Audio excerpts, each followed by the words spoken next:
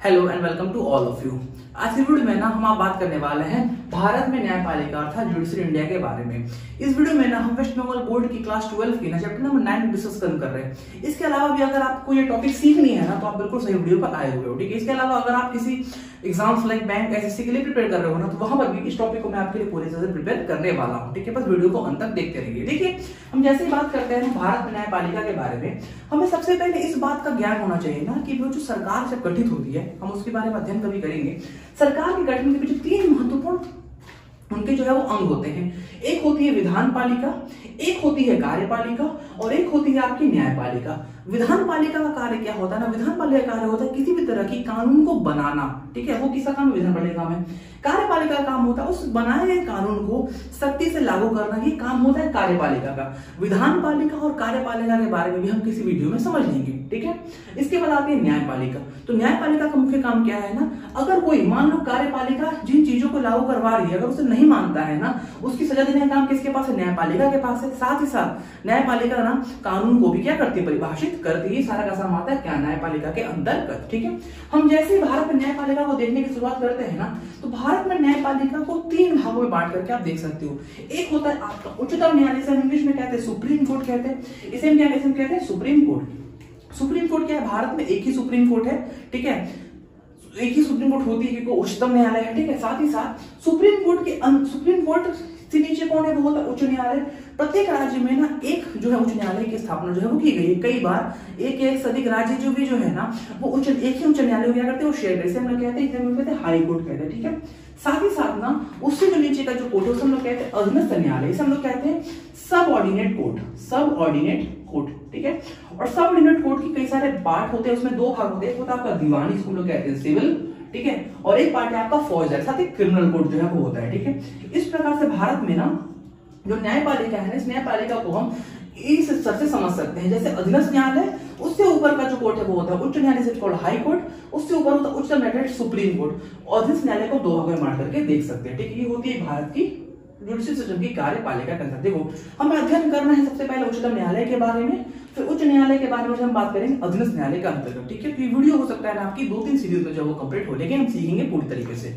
पहले बात करते हैं उच्चतम न्यायालय के बारे में। देखो, जब हम संविधान की बात करते हैं ना तो भारतीय संविधान के भाग 5 के अनुच्छेद 124 से 147 तक हमें उच्चतम न्यायालय के बारे में जो है उल्लेख किया गया है। आपको पता होगा संविधान में ना वर्तमान में 25 भाग है, सॉरी, ठीक है ना। और जब संविधान का निर्माण हुआ था 26 नवंबर 1950 को, जब इसे देश में लागू किया गया उस समय भारत संविधान में कुल 22 भाग हुआ करते थे, ठीक है।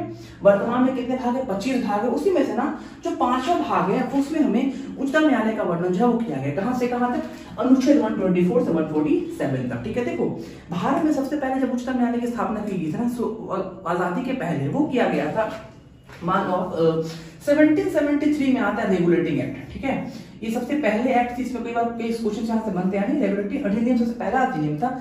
इस रेगुलेटिंग एक्ट के अंतर्गत ही ना सबसे पहले सुप्रीम कोर्ट की स्थापना हुई थी भारत में, जो की गई थी 1774 में। तो अगर आपसे ये क्वेश्चन पूछना है कि सुप्रीम कोर्ट की स्थापना कब हुई सबसे पहले, तो वो हुआ था 1774 में। कहां पर हुआ था, ये हुआ था आपका कलकत्ता में, ठीक है। कहां पर, कलकत्ता में सबसे पहले सुप्रीम कोर्ट की स्थापना हुई थी, ठीक है। उस समय वहां पर उनकी जो चीफ जस्टिस, उनका नाम था सर एलिजा इम्फे, ठीक है। और उस समय ये हुआ करते थे चीफ जस्टिस, ठीक है। इसके अलावा वहां पर 5 अन्य न्यायाधीश भी वहां पर हुआ करते थे, ठीक है। ये था आपका वर्णन किसका, सुप्रीम कोर्ट, मतलब उस समय के बारे में। लेकिन जब भारत की स्वतंत्रता प्राप्त हो गई है, ठीक है, स्वतंत्रता के बाद भारत में सुप्रीम कोर्ट की स्थापना होती है 28 जनवरी 1950 को। कब हुआ था, 28 जनवरी 1950 को।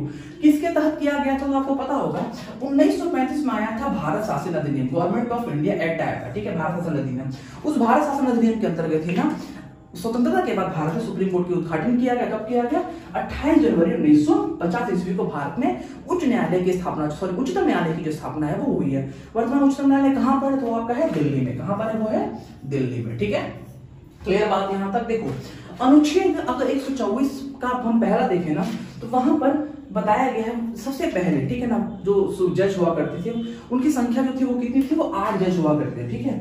7 और 1 में हुआ करता, ठीक है। मैंने यहाँ पर लिख दिया, ठीक है, 7 और 1, अर्थात एक मुख्य न्यायाधीश हुआ करते थे और 7 अन्य न्यायाधीश हुआ करते थे। उस समय जो भारत के पहले चीफ जस्टिस है ना, उनका नाम था सर मॉन्सिन गोयल, ठीक है ना, ये भारत के पहले मुख्य न्यायाधीश थे, ठीक है।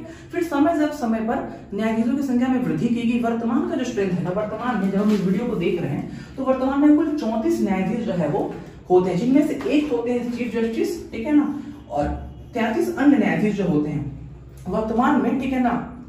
वर्तमान में जो भारत के जस्टिस, उनका नाम है अरविंद बोबड़े, ठीक है, अरविंद बोबड़े, ठीक है। ये भारत के 47वें चीफ जस्टिस ऑफ इंडिया है, ठीक है, वर्तमान में, ठीक है ना, जब हम इस वीडियो को देख रहे हैं।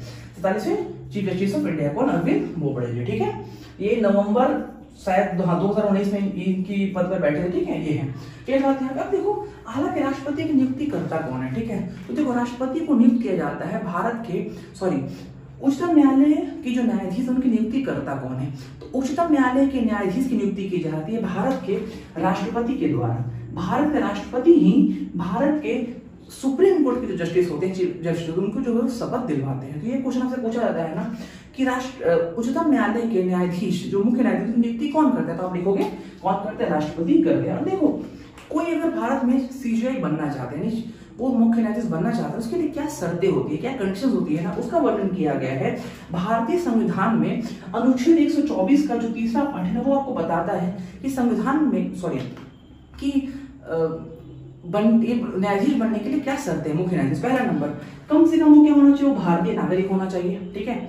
और कम से कम 5 वर्षों तक उच्च न्यायालय में क्या हो, इस न्यायाधीश के पद पर हो, या फिर 10 वर्षों तक क्या किया हो, उन्होंने उच्च न्यायालय में एज ए अधिवक्ता उन्होंने क्या किया हो, कार्य किया हो। साथ ही साथ राष्ट्रपति की राय में पारंगत विधि वेत्ता हो।